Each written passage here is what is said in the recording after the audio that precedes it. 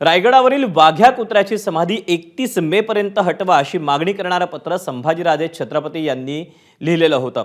मात्र संभाजीराजेंच्या मागणीविरोधात धनगर समाज आक्रमक झाला। वाघ्या कुत्र्याच्या समाधीसाठी संभाजीराजेंनी आपली प्रतिष्ठा पणाला लावू नये, त्यांनी या गोष्टी पुढे वाढवू नयेत।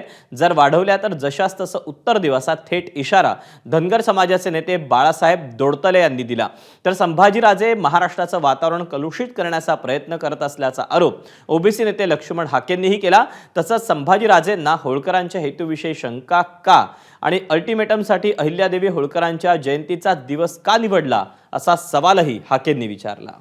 तो वाघ्या कुत्र्याचं स्मारक आणि रायगडावरच्या महाराजांच्या समाधीचा जीर्णोद्धार राजा होळकरांनी केला, धनगरांचा आणि होळकरांचा तिरस्कार, एवढीच एक भूमिका या छत्रपती संभाजी महाराजांच्या या भूमिकेतून दिसते। परंतु महाराज आपण पुढं या गोष्टी वाढवणार नाहीत, वाढवल्यानंतर जशास तसं उत्तर देण्याची ताकद या यशवंत सेनेत आणि महाराष्ट्रातील धनगर समाजात आहे, याची जाणीव आपण ठेवावी। वाघ्या कुत्रा म्हटलं की होळकरांचा संदर्भ येतो, होळकरांच्या हेतूचा संदर्भ येतो। काही इतिहासकार जे दुकान लावून बसलेले आहेत त्यांच्या पूर्वजांनी छत्रपती शिवरायांच्या या सगळ्या गोष्टींना विरोध केलेला आहे, त्यावरती ते काहीच बोलत नाही। होळकरांच्या हेतूविषयी शंका कसे काय घेतात?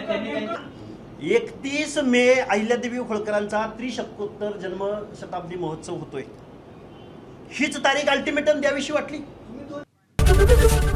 एबीपी माझा, उघडा डोळे बघा नीट।